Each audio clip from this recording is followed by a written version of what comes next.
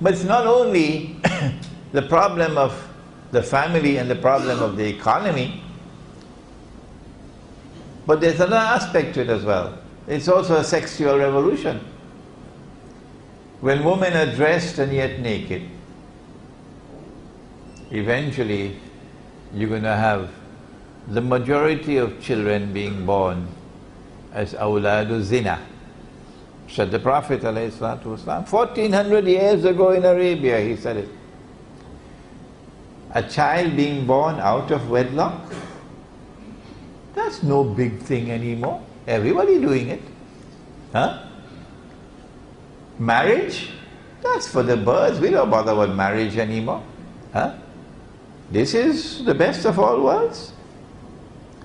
A sexual revolution which is going to result in the majority of children being born as awladu zina, out of wedlock. And more than that, and the Muslim youth better listen. He said the time will come when people will have sexual intercourse in public like donkeys. Like donkeys. An African student wrote to me from Paris, Sheikh, we don't have to wait for that. It's right here now, just outside of my window in my university dormitory. I can look out and see them having sexual intercourse like donkeys. That's what the student told me. An African student in Paris. Just about maybe a month ago. Another one told me I was in Tokyo. And on a street in Tokyo I saw them like donkeys having sexual intercourse in public. In public. What do we do? We first of all recognize this is the work of Dajjal. This is the work of Dajjal.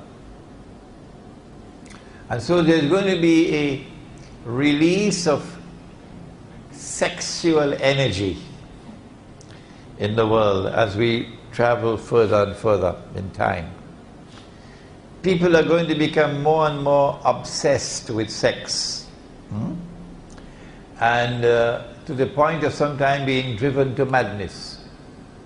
And so we see the incidence of rape increasing all over the world. Rape. Women being attacked. We see the incidence of casual sexual relations. Women exposing their bodies. And Allah has created the woman as the most beautiful thing in the whole world for a man. No man will dispute that. The most beautiful, the most precious thing in the whole world for a man is a woman. Yes. So when women expose themselves, they're dressed and yet naked. All of this is being exposed to excite men, to lure men into sin. What do we do? When you are a young man, you've got that sexual energy in you. And as you grow older, it becomes weaker and weaker. So the older men don't have such a problem as the younger men. What do you do? The answer is, Allah says in the Quran, Ku anfusakum wa ahlikum nara. Protect yourselves and protect your families from the fire. If you're living in an area in which women are dressed and yet naked, you just come out of your door and you're seeing them all over the place like that. One day you will look at them and nothing will register in your heart. Nothing. Because it's common. You become accustomed to it. Okay? That is a sign of decline of faith. But if you make i'tikaf, not for 10 days in the masjid, you go to the remote countryside for a whole year. And for a whole year you've never seen a woman dressed and yet naked. And then after 1 year you come back to KLCC or to Cyberjaya. When you see the first woman dressed and yet naked, something is going to shake inside of you. Something is going to shake inside.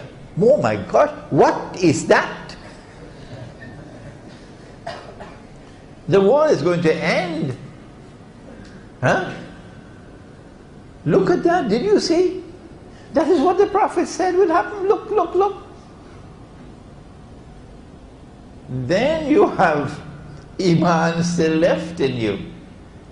So if you remain in the midst of all those women who are dressed and yet be naked, tomorrow it will become business as usual.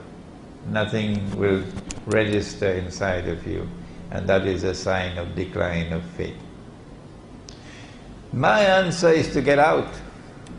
Get out and go to the remote countryside where you won't be seeing these things. There's a second thing you have to do, and that is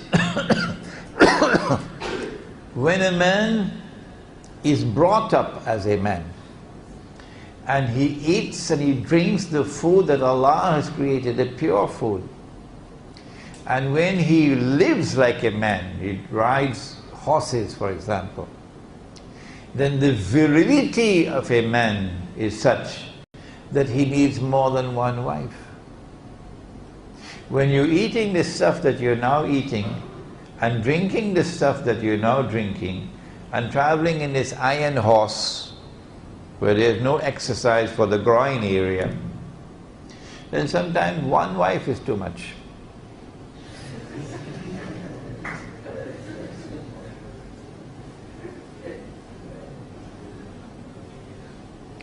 And so back to the village, whether they like it or whether they don't.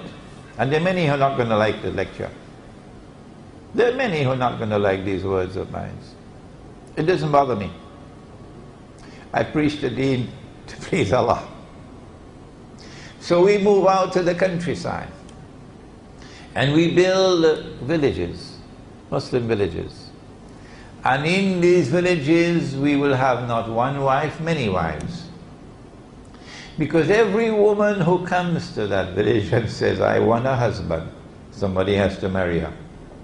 Somebody has to marry her. So if your wife says, well, I don't want my husband to take another wife, we say, well, why don't you stay in KL? Why don't you stay in Kuala Lumpur? No. Allah has permitted plural marriages. And plural marriages has more than one benefit in it. It is not that plural marriages helps to provide husbands for so many women who otherwise would not have husbands. It is not that plural marriages help to provide maintenance for women and children who otherwise would not be maintained. But plural marriages has an impact on the masculinity of the male. Plural marriages has a positive impact on male virility, making you more of a man. And that increase in male virility has an impact on your intellectual life. You become a more versatile thinker, a more versatile scholar. It has an impact on your spiritual life, opening doors and opening windows which otherwise would not have been opened. So plural marriages is not there merely for enjoyment and excitement. Plural marriages has a more profound role to play in society. But I live in a world today in which speaking the words that I have just spoken makes you very unpopular. But Imran Hussein doesn't care for popularity. No. And so for the young man we say, protect yourself from that garbage out there. Look for sisters who are good Muslims. Marry them and have as many children as you can, so that in the end Nabi Muhammad alayhi salatu wasalam will be proud of this ummah. Now finally, before we end, why have we concentrated on the youth in this fake glamour of the modern age? The answer is because it is Suratul Kahf of the Quran more than any other surah which explains Akhirul Zaman, the age in which we now live. And in Suratul Kahf there is the story of the young men in the cave. Innahum fityatun amanu bi rabbihim wazidnahum huda. Allah directs attention. The ones who stood up and proclaimed their faith, regardless of the price they had to pay, were young men. The ones who withdrew from society, I'm giving up my home, I'm giving up my town rather than giving up my faith. And they fled to a cave, were young men, not old people like myself, were young men. And so if the flag of Islam is to be taken to triumph tomorrow, it is young men who will have to take up that flag. Suratul Kahf of the Quran.